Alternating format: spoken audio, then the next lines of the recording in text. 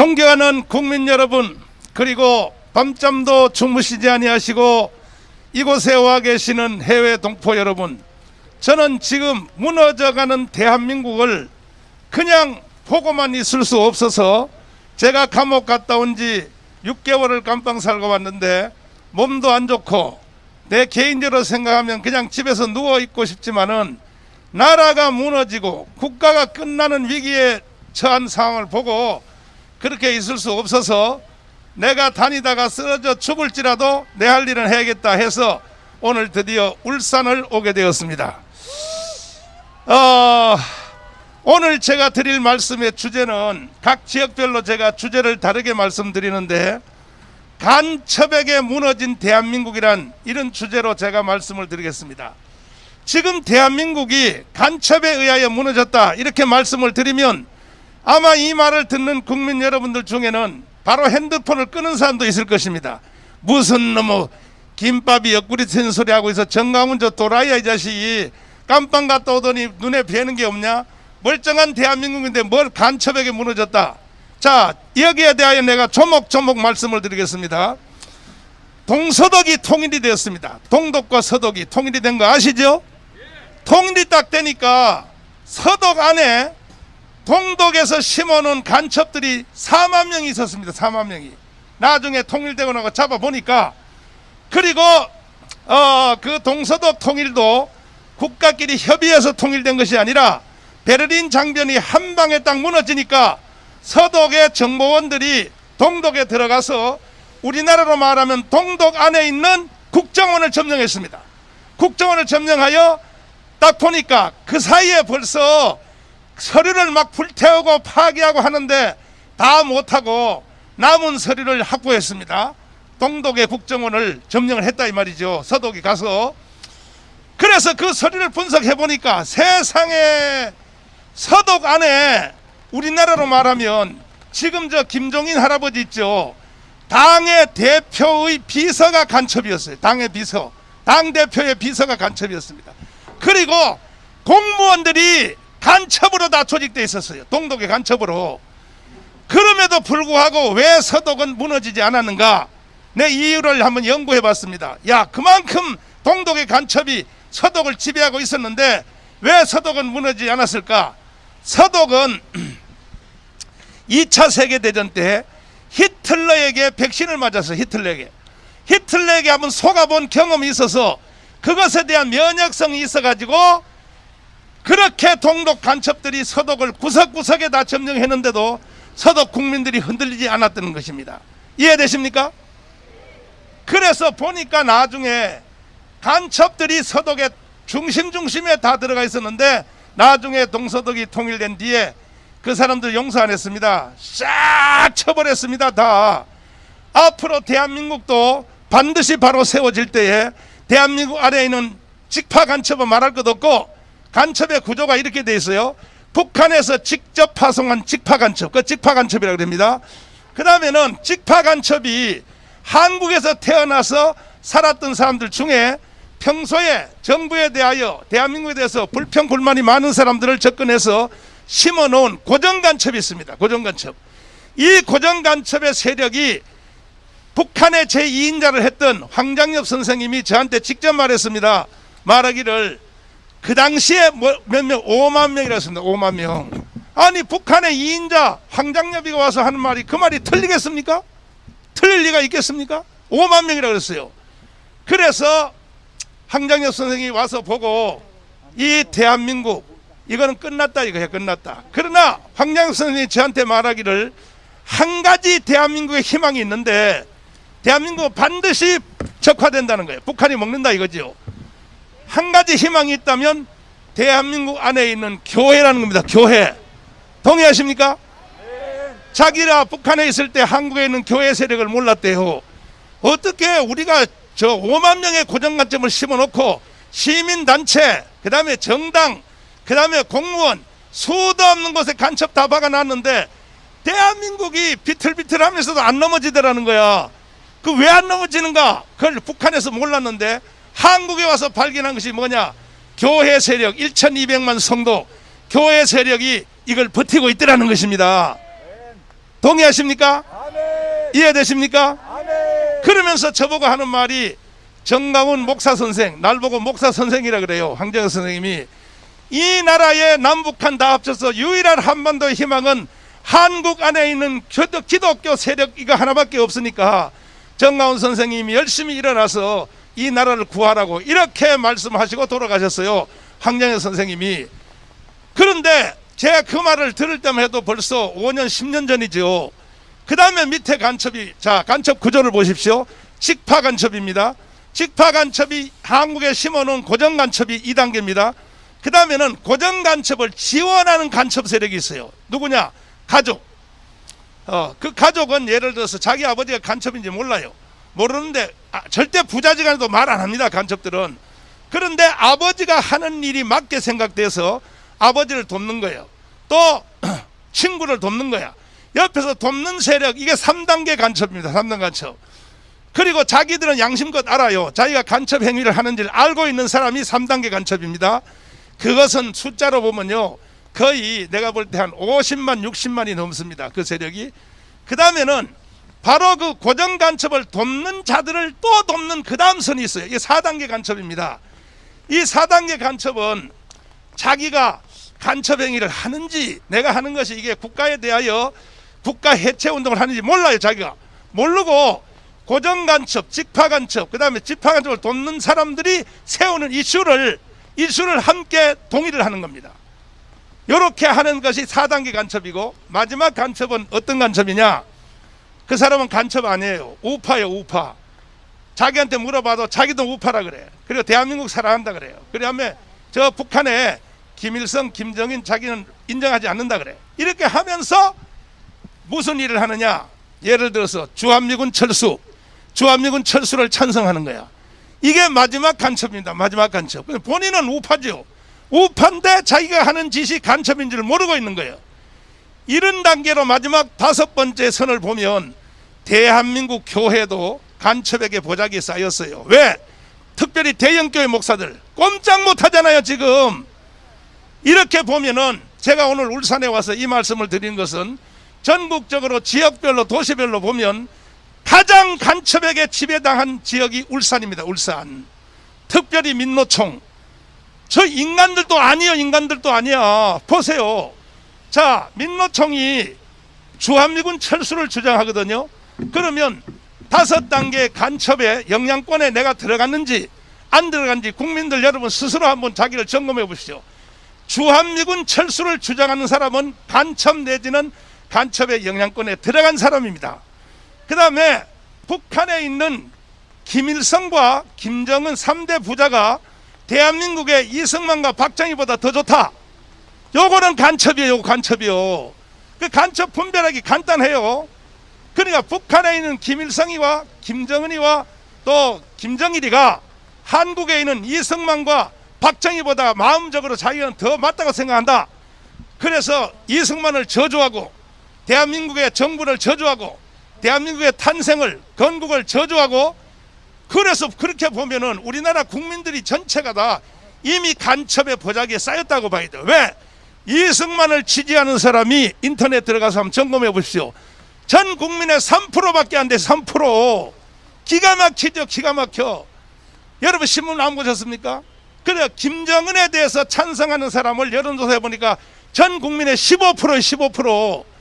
그래서 대한민국은 무너졌다는 겁니다. 내 말은 이제 딱 지금 마지막 사건 하나가 주한미군이 그렇게 괴롭히고 그렇게 타격해도 안 나가고 버티니까 요것 때문에 지금 대한민국의 마지막 생명이 빨딱빨딱하고 지금 살아있는 것입니다. 그 다음에는 지금 이런 말들 있죠. 자, 아무리 나쁜 평화도 전쟁보다는 낫다. 이 말을 여러분 해독 못하십니까? 주로 이 말은 호남에서 공유하고 있는 것입니다. 호남의 국민들이 우파예요. 우파인데도 그 말을 받아들이는 거야. 아무리 나쁜 평화도, 이 말이 뭡니까? 북한이 원하는 대로 다 해줘도 전쟁하는 것보다는 훨씬 낫다. 북한에서 돈 가져와, 그럼 돈 갖다 주고, 북한에서 뭐해, 그럼 장관 바꿔, 그럼 바꾸고, 북한이 하자는 대로 다 해줘도 전쟁하는 것보다는 낫다. 이 말은요 완전히 사기입니다. 사기. 근데 이것을 국민들이 받아들이는 거예요. 대형교회 목사, 서울에 있는 대형교회 목사님들도 공부를 안 하니까 이 말을 받아들였어요. 아니 아무리 그래도 전쟁하는 것보다 낫지 않아? 전쟁을 막기 위해서는 문재인이가 하는 걸 동의해야 되지 않냐? 사기입니다, 사기. 왜 이게 사기냐? 아무리 나쁜 평화도 전쟁보다 낫다는 말은 차라리 아무리 나쁜 평화를 전쟁을 방지하기 위해서는 아무리 나쁜 평화도 좋다면 차라리 항복하면 돼요. 북한한테 항복하면 전쟁 필요 없죠. 전쟁 없이 통일하죠, 항복하면. 그러나 우리는 북한한테 항복할 수 있어요, 없어요? 없습니다. 그렇죠. 저 빨갱이 좌파 종북 저놈들은요, 사람의 말에 용어를 혼돈시켜서 이 말도 여러분이 깊이 공부를 하거나 또 제 설명을 안 들으면 여기 계신 여러분들까지 또 방송을 듣는 우파 국민들까지도 그 말이 맞는 걸로 생각하는 거야. 그렇지. 아무리 나쁜 평화도 전쟁하는 것보다 낫지. 지금 이 마당에서 뭐 전쟁하면 어떻게 돼? 이따위로 생각한다, 이따위로. 자, 보십시오. 지금 우리나라의 현재 상태에 이루어지는 모든 현상, 정치, 경제, 사회, 군사, 교육, 문화, 그리고 특별히 언론, 이 모든 현상들은 지금 대한민국의 간첩들이 전체를 가지고 휘둘러 나가고 있는 것입니다. 며칠 전에 삼성전자 이재용 구속됐지요. 여러분, 삼성전자 이재용이가 구속될 만한 이유가 있습니까? 근데 왜 구속된지 압니까? 이거는 북한의 간첩들이 분위기를 몰고 가고 북한의 짓이라고 보는 겁니다, 저는. 그래서 이번에 삼성전자 이재용 회장이, 부회장이 이번에 열받은 것 같습니다. 이번에 두 번째 감옥. 제가 깜빵에 살았던 바로 그 방에 있거든요, 지금. 이재용이가. 그 방요, 안 좋아요, 안 좋아. 화장실하고요, 방하고 칸막이도 없어요, 칸막이도. 이 추운 날 그냥 그 바람이, 창바람이 바로 그냥 방하고 그 칸막이도 없다니까요. 그리고 뜨거운 물도 안 나와, 거기는. 그런 방에 세계 제1의 기업의 총수가 거기 들어앉아 있으니 그것도 억울하게 들어가 있어요. 얼마나 억울하겠습니까? 그래서 어제 그 일부 언론에서 방송한 대로 지금 이재용 부회장이 미국 텍사스에다가 30조를 투입한다. 이 말은 삼성전자 간다 이 말이야. 이제 잘 살아라 대한민국, 우리는 간다. 가면 이 사람은 국가 원수급의 취급을 받습니다. 삼성전자 이재용은 그동안에도 참고 또 참고 택시 타보세요. 젊은 놈들이 뭐라 그래요? 삼성전자 주식을 다 뺏어서 국민들이 똑같이 나눠 가져야 된다. 이게 간첩들이 만드는 거예요, 간첩들이. 차라리 이번에 삼성만 가지 말고 울산에 여기 중대한 울산 중공업 가십시오. 저 동남아로 회사 다 옮겨버려. 그 다음에 현대자동차 다 가버리고 한번 니들이 간첩들끼리 한번 살아봐, 대한민국에. 그때 우리도 따라 이민 갑시다. 차라리 이민 갑시다. 이런 나쁜 개자식들이 어디서, 이 개자식들이 말이야. 근데 이제는 내가 마지막으로 울산 시민들에게 부탁을 드리겠습니다. 여러분들까지도 이걸 모르고 마치 대기업을 해체해서 여러분들에게 주식을 나눠준다 그러니까 속으로 좋아하는 거야, 울산 시민들이. 그러면 돼요, 안 돼요? 아니, 암탉을 잡아먹으면 달걀을 날 수 있어, 없어요? 꼭 그런 무식한 비유를 들어야 되겠습니까, 제가? 그러니까 기업이 없는 나라는 존재할 수 없는 거예요. 기업이 없는. 이 분야는 내가 다음에 또 한번 자세히 말씀을 드리는데, 그런데 왜 좌파 빨갱이 종북 간첩 세력들은 그렇게도 대한항공을 해체하고 삼성전자를 지금 깜빵에 집어넣고, 그 어쩌자는 얘기야, 도대체 어쩌자는 얘기야. 울산에 여기 현대자동차도 마찬가지예요. 보통 시달리는 게 아니에요. 그 노조한테. 노조 안에 들어가는 핵심 세력들은 나는 반드시 간첩 세력이라고 나는 생각하는 겁니다. 그 증거는 뭐냐? 아니, 노조 활동을 하려면 니들이 노조 활동이나 하지 왜 주한미군 철수를 제1구호로 세우냐 말이야. 그게 노조입니까? 에? 주한미군 철수를 주장하는 게 그게 노조냐 말이야. 노조. 그 주한미군을 철수하면 어떻게 되겠어요? 주한미군 철수하면요, 우리나라에 있는 달러들이, 외국의 투자자들이 다 빠져나가 버려요. 싹 빠져나가 버려요. 그러니까 주한미군은 국방을 지키는 세력이 아니고, 당연히 국방을 지키지만은 주한미군은 경제를 지킵니다. 경제. 대한민국에 와 있는 외국의 기업들, 외국의 투자자들 돈 우리나라 전체 경제의 80%는 우리 돈이 아니에요. 우리가 하루에 밥 3끼 먹는 게 우리 돈인 줄 알아요? 외국 자본이 한국에 왔기 때문에 글로벌, 지금 전 세계가 글로벌 세상이라서, 그래서 대한민국이 유지돼 가는지도 모르고, 주한미군 철수 딱 해봐요. 달러들이 샥 빠져나가죠. 달러 빠져나가면 어떤 일이 생겨요? IMF가 와요, 안 와요? 안 와요. IMZ가 와요. IMF가 오는 게 아니라 기본적으로 알아야지, 기본적으로. 그런데도 주한미군 철수에 동의하는 국민들이, 그렇게 작년에 제가 저 청와대 거기 비닐 텐트에서 내가 문재인하고 투쟁하기 위해서 비닐 텐트 쳐놓고 거기에 독을 쓰고 있는데, 하루에 몇 팀씩이 막 물러가라 하면서 좌파단체가 행진을 해요. 내 앞으로 보면 울산에서 올라온 팀이 있어요. 현대중공 다시 말해 노조들 와서 요. 그 다음에 정교도 또 지나가. 그 앞에 프랭카드를 보면 들고 가는 프랭, 제1구호가 뭐야? 주한미군 철수야. 주한미군 철수. 이건 누가 지시했을까요? 누구요? 북한 지시로 하는 거예요. 북한 지시로. 그래서 나는 간첩에게 무너진 대한민국이 되었다는 것입니다. 존경하는 국민 여러분, 특별히 1200만 성도 여러분, 그리고 30만 목회자 여러분, 25만 장로님 여러분, 특별히 오늘 울산 시민 여러분, 나라가 없으면 개인도 없는 겁니다. 국가가 무너지면 가정도 없는 것입니다. 교회가 어디 있어요? 신앙생활을 어떻게 해요? 불가능한 겁니다. 그래서 저는 이제 완전히 한 큐에 날라버리기 위해서 3.1절 국민대회를 선포했습니다. 그래서 3.1절 날 우리가 가문광장에서 정부가 허가해주면 이번에 3.1절 국민대회는 완전히 끝장내도록 간첩들을 완전히 다 척결하고, 그리고 간첩들은 다 북한으로 돌려보내고 해서, 뭐 유엔에서 또 인권 문제를 말하니까 뭐 인권 따질 거 없어. 북한으로 보내면 되는 거야. 북한으로. 간첩들은 뭐 10,000명이 된지 10만 명 된지 20만 명 된지 북한으로 다 돌려보내버려. 이승만처럼 다 돌려보내고, 그 다음에 악질적인 사람들은 완전히 처형을 하고, 특별히 문재인 저놈을 끌어내야 되는 겁니다. 문재인은 하루라도 청와대에 더 있으면 저 문재인은 대한민국에 대해서 아주 위험한 존재입니다. 위험한 존재. 그래서 3.1절 국민대회를 선포했는데, 만약에 허가를 안 해주면 어떻게 하겠느냐. 그때는 우리가 핸드폰에서 앱을 심어서 1천만 명의 앱을 가지고 우리가 각자가 있는 각지 도시 자기 집에서 태극기를 들고 1919년 3.1절 독립운동을 재현하겠다는 것입니다. 동의하십니까? 그래서 마지막 부탁은 여러분, 꼭 애국한다. 그냥 추상적으로 나도 나라를 사랑해, 나도 새벽기도 가면 국가를 위해서 기도해, 그렇게 추상적으로 생각하지 말고, 이번에 여러분 핸드폰에서 앱을 심으면 여러분은 애국자고, 앱 안 쓰는 사람은 중간첩이야. 중간첩. 북한에 동의하는 사람으로 난 그렇게 간주하겠어요. 그래서 여러분 모든 핸드폰에 앱을 심어서, 그러면 앱으로 모든 이 국가 비밀, 현재 북한화되는 낮은 단계 연방제로 가려고 하는 이 문재인의 범죄 행위를 국민들에게 알려야 될 거 아닙니까? 알려야지. 맞죠? 이해되시죠? 존경하는 울산 시민 여러분, 꼭 이제 울산이 중심에 서서 이 간첩 세력들을 다 쳐내기를 바라고, 간첩들이 주장하는 그 구호를 절대 동의하면 안 됩니다.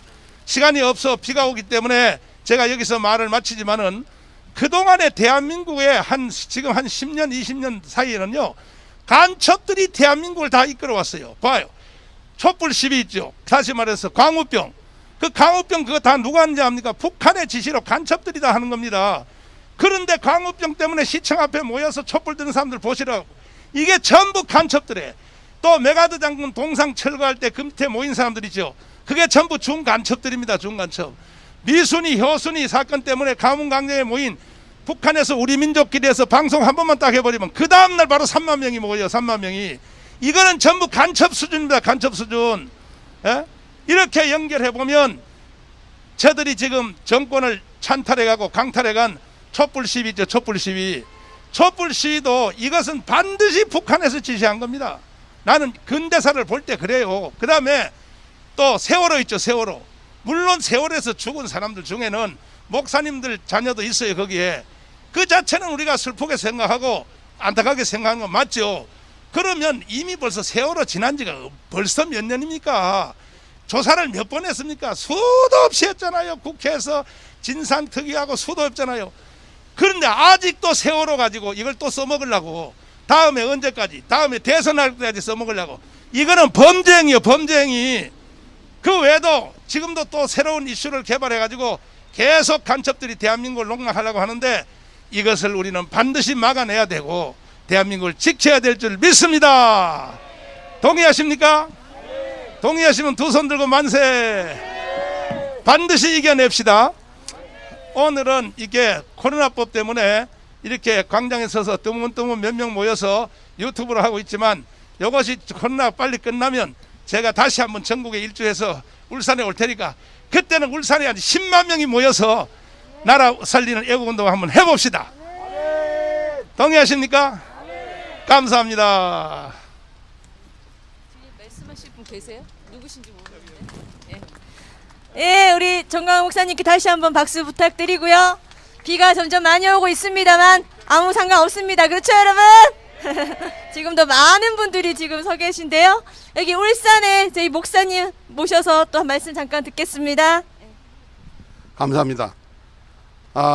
타 지역보다도 울산은 우리가 지금 현재 이 땅에서 거짓이 행해지는 것에 대해서 우리는 분명히 알아야 됩니다.